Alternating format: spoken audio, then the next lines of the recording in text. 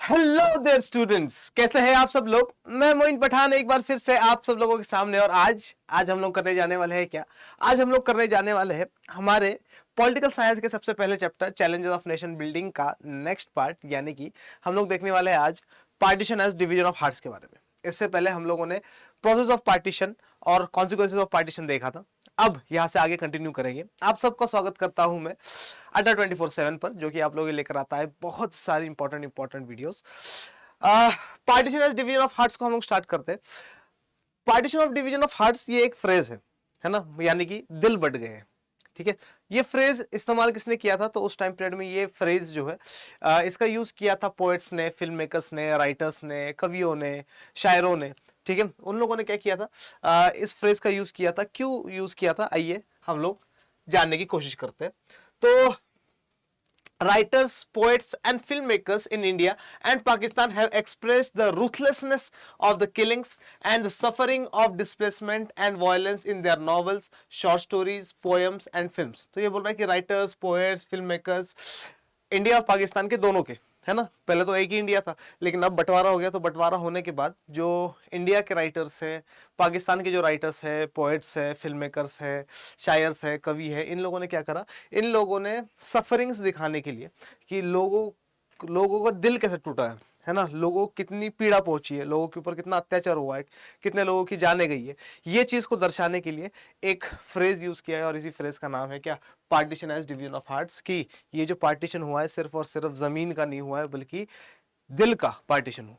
ठीक है, आगे देखिए क्या बता रहा है। While recounting the trauma of partition, they have often used the phrase that the survivors themselves used to describe partition as a division of hearts। तो ये बोल रहा है कि जब ट्रॉमा ऑफ पार्टीशन को ये लोग दर्शाते थे, है ना, पार्टीशन के सदमे को जब ये लोग दोहराते थे, जब लोगों को बताते थे, तो इन राइटर्स को कहाँ से प्रेरणा मिली ये वाला फ्रेज यूज करने की, डिवीजन ऑफ हार्ट्स की।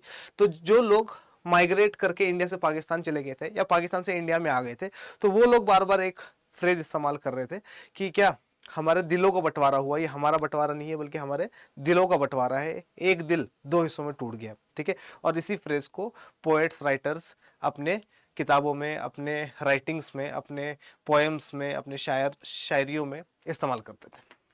Above all, it was a violent separation of communities who had hitherto lived together as neighbors। और ये बोल रहा है कि ये पार्टीशन कोई हल्का फुल्का पार्टीशन नहीं था, बल्कि ये पार्टीशन उन दो कम्युनिटीज के बीच में हुआ था जो कई सालों से, हजारों सालों से इकट्ठा रहते हुए आ रही थी। ठीक है, अभी तक जो साथ में रह रही थी, अब on the basis of religion, on the basis of religious majorities, इन दोनों का क्या हो जाता है, पार्टीशन हो जाता है। ठीक है, आइए आगे देखते हैं, आगे हमें क्या बताया जा रहा है। पार्टीशन के मल्टीपल कॉन्सिक्वेंसेस से, है ना, it came with challenges. The leaders of the Indian national struggle did not believe in the two nation theory and yet partition on religious basis has taken place. तो हम लोगों ने देखा था ये चीज कि वो टू नेशन थ्योरी किसने दिया था। तो हम सबको पता है कि टू नेशन थ्योरी की बात करी थी मोहम्मद अली जिन्ना ने, यानी कि मुस्लिम लीग ने, आगे ना। और ये जो मुस्लिम लीग है, ये लोग डिमांड कर रहे थे पाकिस्तान बनाने की। लेकिन उस टाइम पीरियड में जो ब्रिटिश इंडिया था, तो ब्रिटिश इंडिया की सबसे बड़ी पार्टी कौन थी? तो ब्रिटिश इंडिया की सबसे बड़ी पार्टी थी the Indian national Congress. Indian national Congress. और इंडियन नेशनल कांग्रेस ने क्या कहा था? इंडियन नेशनल कांग्रेस ने कहा था कि भैया देखो, हम पाकिस्तान बनाने की चीजों को नहीं मानते, टू नेशन थ्योरी में हम लोग नहीं मानते। इसमें हम लोगों ने खान अब्दुल गफ्फार खान का भी देखा, बहुत सारे मुस्लिम्स थे जो कांग्रेस में थे, जो कि पाकिस्तान में ना तो जाना चाहते थे और ना ही क्या करना चाहते थे, पाकिस्तान की थ्योरी में, टू नेशन थ्योरी में मानते थे। ठीक है, ये बोल रहे फिर भी पाकिस्तान बन गया, है ना। क्यों बन गया? तो इसके रीजंस भी हम लोग पहले पढ़ के आ चुके हैं कि पाकिस्तान बनने के कुछ रीजंस थे। एक, बहुत सारे पॉलिटिकल डेवलपमेंट्स हो रहे थे 1940s में। ठीक है, दूसरा हम लोगों ने पढ़ा था कि क्या कहते हैं उसको, दूसरा हम लोगों ने पढ़ा था कि पॉलिटिकल कंपटीशन था इंडियन नेशनल कांग्रेस और मुस्लिम लीग के बीच में। तीसरा, ब्रिटिशर्स का रोल रहा था डिवीजन करने में, है ना। तो ये तीन इंपॉर्टेंट चीजें पढ़े जा रहे थे। लेकिन ये क्या बोल रहा है कि इतनी बड़ी पार्टी, इंडियन नेशनल कांग्रेस जैसी party, the largest party of India, ये नहीं चाह रही थी कि पार्टीशन हो, फिर भी पार्टीशन होता है। तो बोल रहा है कि ऐसा क्यों हो रहा है। ठीक है, देखिए आगे क्या बता रहा है ये।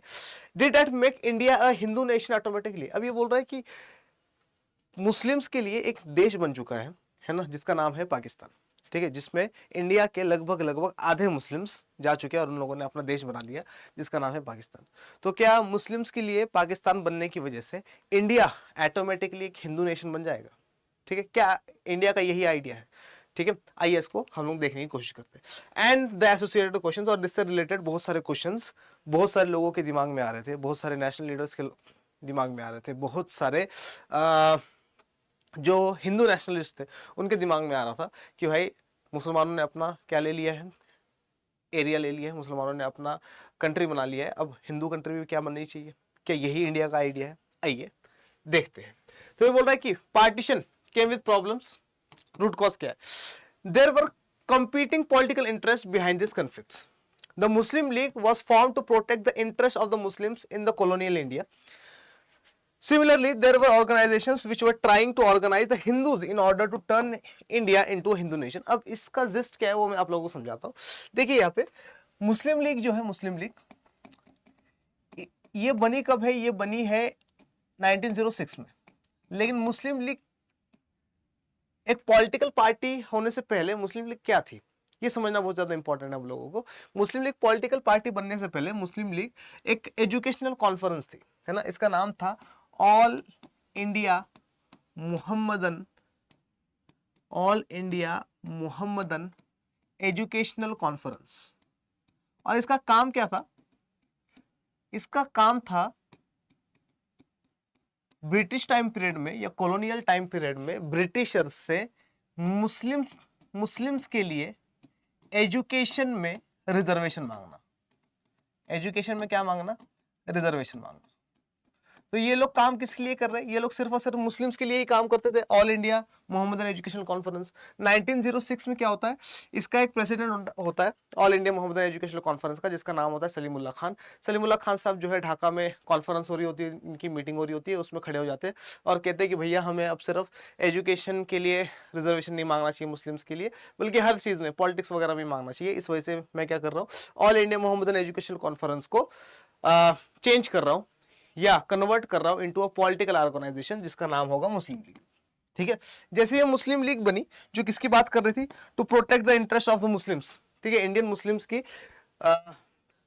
के रिजर्वेशन के लिए और उनके इंटरेस्ट के लिए काम करती थी। उसी तरीके से बहुत सारे हिंदू ऑर्गेनाइजेशंस भी बन गए थे जो हिंदूज के लिए काम करने की बात करते थे, है ना, हिंदूज के इंटरेस्ट को प्रोटेक्ट करने की बात करते थे। जैसे एग्जाम्पल के तौर पर हिंदू महासभा बनी थी, हिंदू महासभा।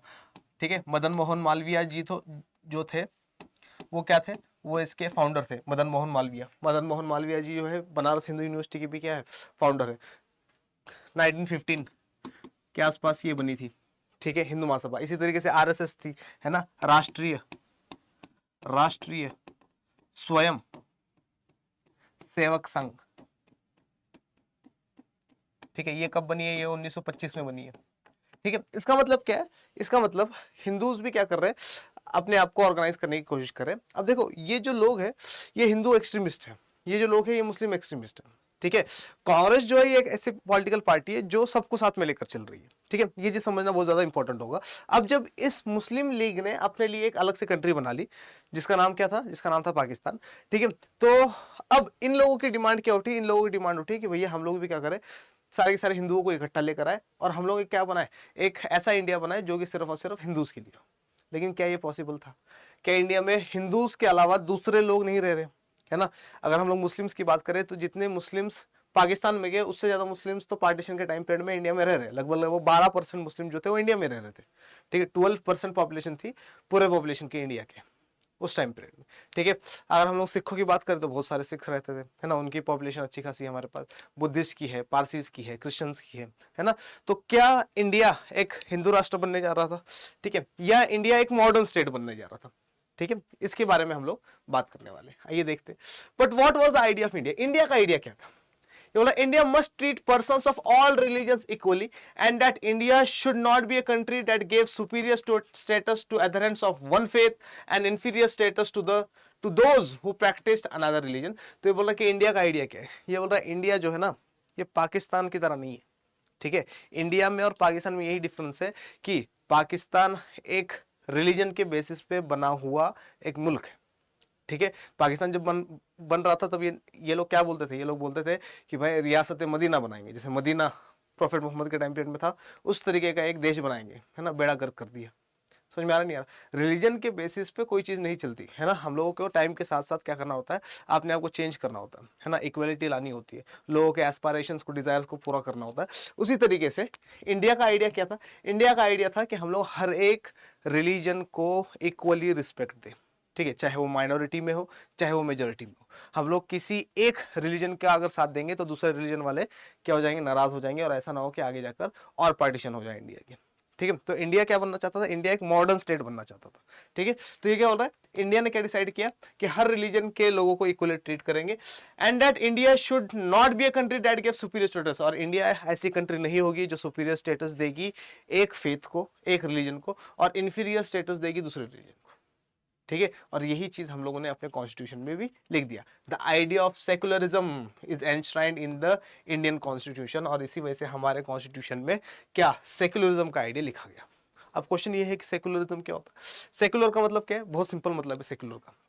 सेकुलर का मतलब है कि इंडिया एज अ नेशन का कोई रिलीजन नहीं है, इंडिया का कोई रिलीजन नहीं है। क्वेश्चन, ठीक है सर, इंडिया का कोई रिलीजन नहीं है मतलब क्या, कि बहुत सारे लोग सर हिंदूज है, बहुत सारे लोग मुस्लिम्स है, बहुत सारे लोग क्रिश्चियंस है, तो इंडिया का तो रिलीजन है ना।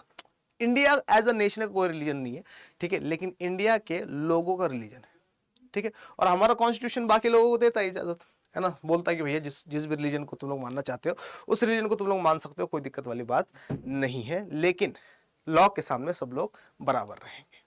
ठीक है, आइए आगे देखते हैं, महात्मा गांधी सैक्रिफाइस पे आते हैं, इंपॉर्टेंट टॉपिक है हमारा। ठीक है, क्वेश्चन ये है कि महात्मा गांधी का रोल क्या था पार्टीशन के टाइम पीरियड में। पार्टीशन के टाइम पीरियड में महात्मा गांधी कहाँ थे, एंजॉय कर रहे थे, डांस कर रहे थे, ठीक है, म्यूजिक वगैरह बजा रहे थे कहाँ पर महात्मा गांधी। ठीक है, तो ये क्या बोल रहा है, महात्मा गांधी सैक्रिफाइस में on the 15th August 1947 Mahatma Gandhi did not participate in any of the independence day celebrations. ये बोल रहे 15 अगस्त 1947 महात्मा गांधी जैसी personality, father of the Indian nation, ठीक है, ये कहा है ना, और ये बोल रहा है कि father of the Indian nation Mahatma Gandhi जो है वो सेलिब्रेट नहीं कर रहे हैं इंडिपेंडेंस। क्वेश्चन है क्यों। देखो, महात्मा गांधी जैसे जो लोग होते हैं ना, वो लोग अपने प्रिंसिपल्स पे चलने वाले लोग हैं, है ना। महात्मा गांधी के प्रिंसिपल्स क्या है, ट्रुथ है, नॉन वायलेंस है ना, और सत्याग्रह है ना, तो इसी प्रिंसिपल पे, इसी सिद्धांतों पे वो चलते रहेंगे। लेकिन अब सीन क्या है, 15 अगस्त 1947 को हो क्या रहा है, 15 अगस्त 1947 को दंगे हो रहे हैं, और हम लोगों ने देखा था कि 3 कम्युनल जोन्स हो रहे थे, 3 कम्युनल जोन्स बने थे। अब ये 3 कम्युनल जोन्स कौन से थे, लाहौर था, अमृतसर था और कोलकाता था। ठीक है, तो पार्टीशन वाले दिन या इंडिपेंडेंस वाले दिन, 15 अगस्त 1947 वाले दिन, महात्मा गांधी जो है वो कोलकाता में, कहां पर है, कोलकाता में। ठीक है, और वो क्या कर रहे हैं वहां पर जाके वायलेंस को रोकने की कोशिश कर रहे हैं, दंगों को रोकने की कोशिश कर रहे हैं। यानी कि महात्मा गांधी सेलिब्रेशन इस वजह से नहीं कर रहे क्योंकि दंगे रुकवा रहे हैं। समझ में आ रहा नहीं आ रहा। ठीक है, आइए देखते हैं, ही वॉज इन कोलकाता। ठीक है, पेपर में आता है क्वेश्चन कि इंडिपेंडेंस वाले दिन महात्मा गांधी कहा थे, तो वो कोलकाता में थे, और Kolkata was one of the communal zones, ये हम लोगों ने देखा था। He was in Kolkata in the areas which were torn by gruesome riots between Hindus and Muslims. और ये बोल रहा है कि कोलकाता में क्यों थे, क्योंकि वहां पर क्या हो रहा था, कम्युनल वायलेंस हो रहा था हिंदूज और मुस्लिम्स के बीच में। He was disappointed and persuaded the Hindus and Muslims to give up violence. ये बहुत ज्यादा नाराज हो जाते हैं महात्मा गांधी, ये बोलते हैं कि भाई इतने टाइम पीरियड से हम लोग आजादी की लड़ाई लड़ते आ रहे हैं, ठीक है, इकट्ठा लड़ते आ रहे हैं, हिंदू और मुस्लिम्स का हम लोगों ने सोचा ही नहीं, क्योंकि हमारा दुश्मन एक था। ठीक है, जैसे हम लोगों ने अपने दुश्मन को भगा दिया, हम लोग एक दूसरे के क्या हो गए, दुश्मन हो गए, है ना। पहले इकट्ठा मिलकर यूनिटी के साथ क्या कर दिया हम लोगों ने, ब्रिटिशर्स को भगाया, और उसके बाद हम लोग एक दूसरे की जान के दुश्मन बन गए। तो ये देखकर महात्मा गांधी बहुत ज्यादा डिसअपॉइंट होते हैं, और महात्मा गांधी क्या करते हैं, उन्होंने हिंदूज को और मुस्लिम्स को इकट्ठा बोला कि भैया क्या वायलेंस छोड़ दो यार, ठीक है, मैं हाथ जोड़ दो, क्या कर दो, वायलेंस जोड़ दो। ठीक है, अब क्या महात्मा गांधी की ये लोग बात मानेंगे या नहीं मानेंगे, आइए देखते हैं आगे। चलिए देखिए क्या बता रहा है महात्मा गांधी अपने चरखे के साथ, है ना, और ऐसा ही कुछ स्टैंप हम लोगों ने देखा था। ठीक है, आइए आगे बढ़ते हैं। His presence in Kolkata greatly improved the situation, and the coming of independence was celebrated in a spirit of communal harmony with joyous dancing in. But this was short-lived, as riots between Hindus and Muslims erupted on once again, and Gandhiji had to resort to a fast to bring peace.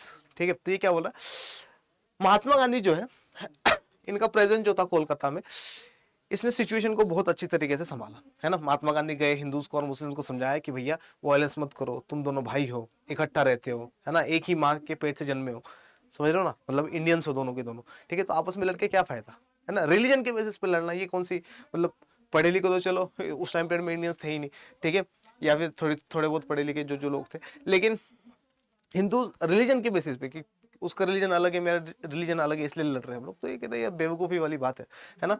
क्या मत करो, लड़ाई वगैरह मत करो। तो महात्मा गांधी के presence ने क्या कर दिया, राइट्स रुकवा दिए, ठीक है। महात्मा गांधी नॉन वायलेंस का सिद्धांत सिखाया लोगों को, बोला आराम से रहो, ठीक है। फिर हिंदू और मुस्लिम्स इकट्ठा मिलकर क्या करते, इकट्ठा मिलकर सेलिब्रेट भी करते हैं किसको, इंडिपेंडेंस को, ठीक है। लेकिन लेकिन ये बहुत शॉर्ट लिव था। क्यों शॉर्ट लिव था, देखो क्या बोल रहा है आगे, but this was short lived as the riots between Hindus and Muslims erupted once again and Gandhi had to resort to a fast to bring peace. और फिर क्या होता है, थोड़ी देर के लिए शांत हो जाते हैं, सेलिब्रेट वगैरह करने लगते हैं, फिर बाद में दोबारा से क्या हो जाता है, वायलेंस होना स्टार्ट हो जाता है। अब गांधी जी क्या कहते हैं, अब गांधी जी कहते हैं कि यार ये लोग ऐसे नहीं मानेंगे, ठीक है। तो गांधी जी वही चीज अपनाते हैं, वही तरीका अपनाते हैं जो ये ब्रिटिशर्स से अपनी डिमांड को पूरी करवाने के लिए अपनाते थे।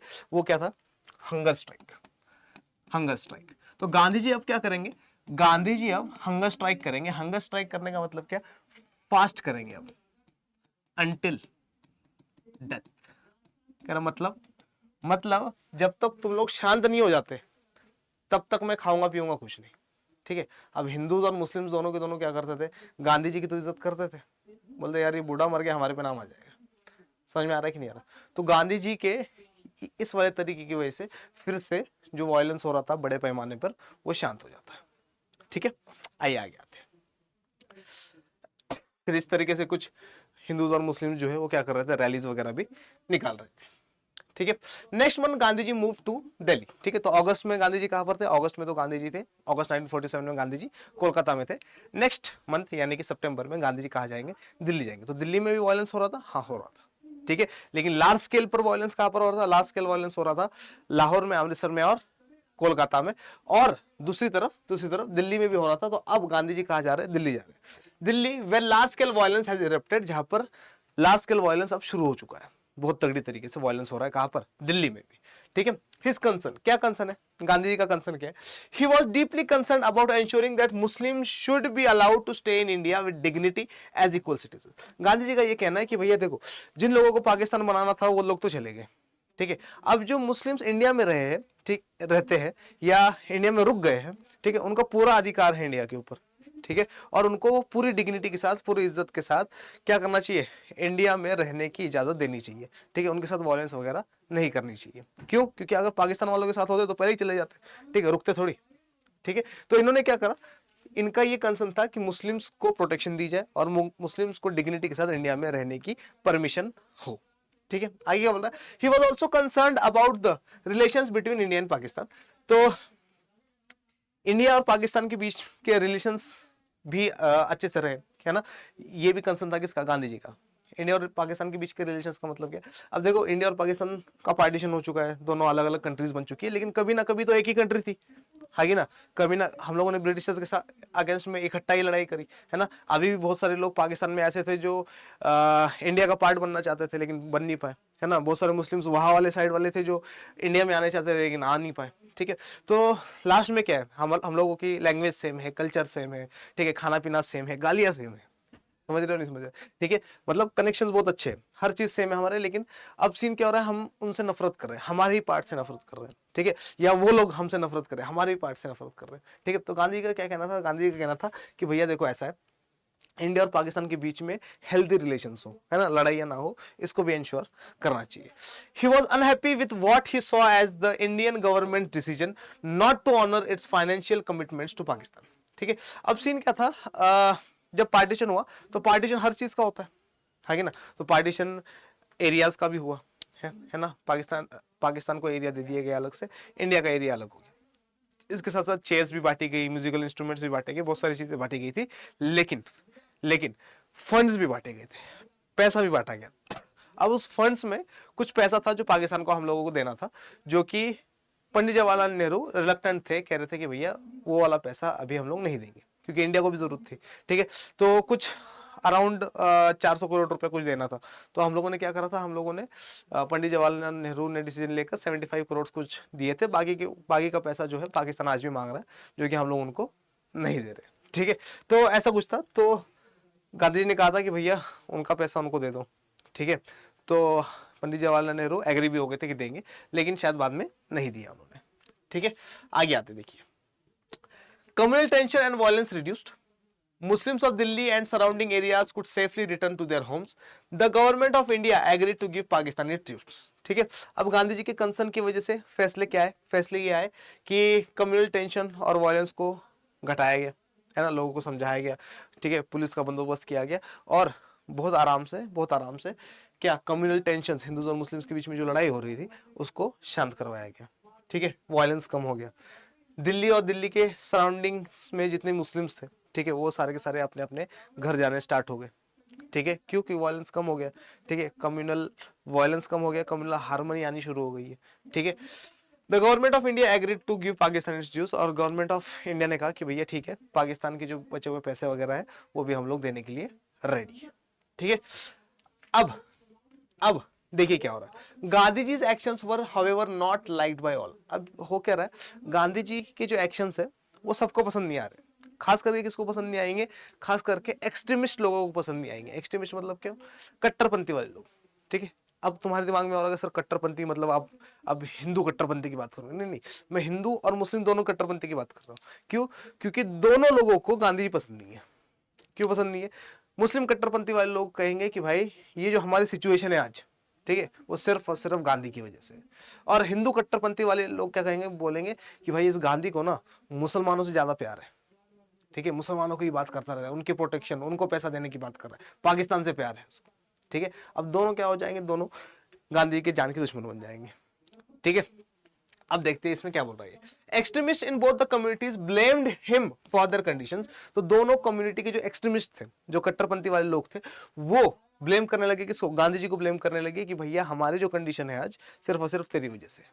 ठीक है, he was particularly disliked by those who wanted Hindus to take revenge or who wanted India to become a country for the Hindus just as Pakistan was for Muslims। ये बोल रहा है कि गांधी जी से सबसे ज्यादा हेट कौन करता था, तो गांधी जी से सबसे ज्यादा हेट वो एक्सट्रीमिस्ट हिंदूज करते थे जिनको लगता था कि गांधी जी जो है वो मुस्लिम्स की बहुत ज्यादा साइड ले रहा है, या फिर वो हिंदूज जो चाहते थे कि इंडिया एक हिंदू नेशन बने उसी तरीके से जैसे पाकिस्तान एक मुस्लिम नेशन बन गया था। ठीक है, और वो हिंदूज जो रिवेंज लेना चाहते थे किससे, मुस्लिम्स से। ठीक है, तो वो क्या थे, वो गांधी जी को बहुत ज्यादा डिसलाइक करते थे और गांधी जी को मारना चाहते थे। ठीक है, they accused Gandhi ji of acting in the interest of the Muslims and Pakistan. और इन लोगों ने क्या कर दिया, इन एक्सट्रीमिस्ट हिंदूज ने और एक्सट्रीमिस्ट मुस्लिम्स ने, खास करके एक्सट्रीमिस्ट हिंदूज ने गांधी जी के बारे में बोला कि भैया इसको मुसलमानों से और पाकिस्तान से बहुत ज्यादा प्यार है। ठीक है, इन्हीं की साइड लेता रहता है हमेशा। ठीक है, इसको तो क्या करना पड़ेगा, इसको तो मारना पड़ेगा। और अब प्लानिंग स्टार्ट हो जाएगी किसको मारने की, महात्मा गांधी को मारने की। ठीक है, गांधी पॉइंट ऑफ व्यू देखते हैं। His steadfast pursuit of Hindu-Muslim unity provoked Hindu extremists so much that they made several attempts to assassinate Gandhi जी। ठीक है, ये बोल रहा है कि हिंदू मुस्लिम यूनिटी चाहते थे कौन, गांधी जी। ठीक है, और इनका ये जो हिंदू मुस्लिम यूनिटी के बारे में बात करने का इनका जो तरीका था, इनकी जो ये प्रिंसिपल थी कि भाई हिंदू मुस्लिम की यूनिटी बनी रहनी चाहिए। ठीक है, ये कुछ हिंदू एक्सट्रीमिस्ट लोगों को पसंद नहीं आई, और अब इन लोगों ने क्या प्लान करा कि हम लोग क्या करेंगे, गांधी जी को असैसिनेट करेंगे, मर्डर करेंगे, मार डालेंगे। ठीक है, और इन लोगों ने कई बार अटेम्प्ट किया गांधी जी को मारने का। ठीक है, लेकिन लास्ट में ये क्या हो जाएंगे, ये लोग सक्सेसफुल हो जाएंगे। कैसे होते देखो। Despite this he refused to accept armed protection and continued to meet everyone during his prayer meetings. तो गांधी जी का एक तरीका था, गांधी जी क्या करते थे, सुबह और शाम मीटिंग्स करते थे, प्रेयर मीटिंग्स करते थे, तो लोगों से मिलते भी थे उसमें। और उस प्रेयर मीटिंग्स में हर कोई बंदा आता था, है ना, हिंदूज भी आते थे, मुस्लिम्स भी आते थे, सिख भी आते थे, ईसाई भी आते थे। तो ये सुबह और शाम में प्रेयर करते थे, है ना। तुम लोगों ने सुना होगा गांधी जी को गाते हुए, रघुपति राघव राजा राम पतित पावन सीताराम, वही वाला सिस्टम। ठीक है, तो गांधी जी जब मॉर्निंग और इवनिंग प्रेयर्स करते थे तो लोगों से मिलते भी थे, है ना, कई बार इनके ऊपर अटैक्स वगैरह भी हुए, लेकिन गांधी जी ने कहा कि भैया देखो ऐसा है, मुझसे प्यार करने वाले लोग जो है वो मुझे कभी नहीं मारेंगे। इसलिए इन्होंने सिक्योरिटी लेने से मना कर दी कि मैं बिल्कुल भी सिक्योरिटी लेना नहीं चाहता, जहां पर दंगे हो रहे हैं वहां पर पुलिस फोर्स वगैरह भिजवाओ, मुझे सिक्योरिटी की जरूरत नहीं। ठीक है, देखिए क्या होता है। On 30th January 1948, one such extremist, Nathuram Vinayak Godse, walked up to Gandhiji during his evening prayer in Delhi and fired 3 bullets at him, killing him instantly. 30th जनवरी 1948 की बात है। 30th जनवरी 1948 में एक हिंदू एक्सट्रीमिस्ट जिसका नाम है, कट्टरपंथी वाला बंदा जिसका नाम है नाथुराम विनायक गोडसे, ये क्या करता है, ये गांधी जी की इवनिंग प्रेयर मीटिंग्स में जाता है और गांधी जी के सीने पे 3 क्या करता है, गोलियां मारता है। ठीक है, 3 गोलियां मारता है और गांधी जी की डेथ हो जाती है। और गांधी जी के डेथ के टाइम पीरियड में गांधी जी के जो लास्ट वर्ड्स थे वो क्या थे, हे राम। तो हे राम बोलते हुए गांधी जी की जो है डेथ हो जाती है। और इसी के साथ क्या होता है, दस ended a life long struggle for truth, non violence, justice and tolerance. और इसी के साथ साथ क्या होता है, इसी के साथ साथ एक आदमी नहीं बल्कि एक इंस्टीट्यूशन की डेथ हो जाती है। एक ऐसा इंस्टीट्यूशन जो हमेशा से बात करता था किसकी, ट्रुथ की। एक ऐसा इंस्टीट्यूशन जो हमेशा बात करता था नॉन वायलेंस की, जस्टिस की और टॉलरेंस की, वो दुनिया से खत्म हो जाते हैं। ठीक है, आई होप यहाँ तक आप लोगों को सारी की सारी चीजें जो है समझ में आ गई होगी। ये नथुराम विनायक गोडसे है ना, और ये गांधी जी आप लोगों को दिख रहे, उनका शव है यहाँ पर।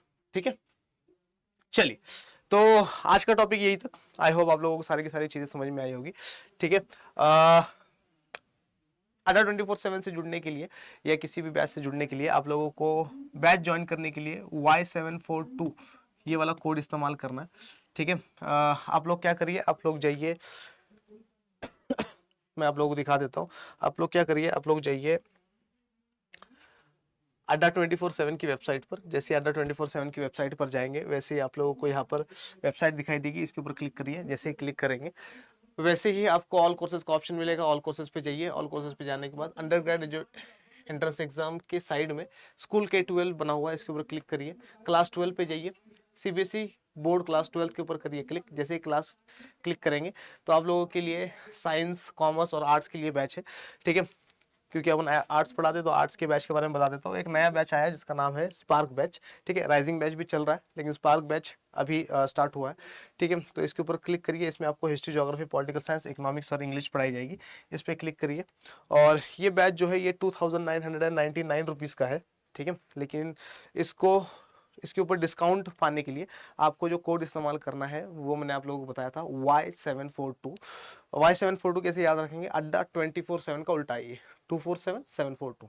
ठीक है, तो आप लोग क्या करिए, यहाँ पर जाइए एंटर कूपन कोड में और यहाँ पर Y742 डालिए और इसको कर दीजिए अप्लाई। जैसे इस पे अप्लाई कर देंगे आप तो आप लोगों को क्या मिल जाएगा, एक हैवी डिस्काउंट मिलेगा 510 रुपए का। और आपको ये वाला बैच पूरे साल पे चलने वाला बैच है, पूरा का पूरा कोर्स इसमें करवाया जाएगा। सब्जेक्ट्स आपके बारे में है। ठीक है, और Y742 कोड लगा देंगे तो 510 रुपये बच भी रहे आपका, तो 2489 रुपीज़ में आप लोगों को ये बैच मिल जाएगा। आशा करता हूँ कि आज वाली वीडियो आप लोगों को बहुत बहुत बहुत बहुत बहुत ज़्यादा पसंद आई होगी। पसंद आई है तो इसको लाइक करिए, शेयर करिए, अपने दोस्तों को दिखाइए, मुझे दिखाइए बहुत बहुत बहुत सारा प्यार। और ऐसे इंपॉर्टेंट लेक्चर्स लेकर मैं आप सब लोगों के सामने रोज़ बरोज़ आता रहूँगा। तब तक के लिए मोइन पठान आप सबसे कहता है जय हिंद।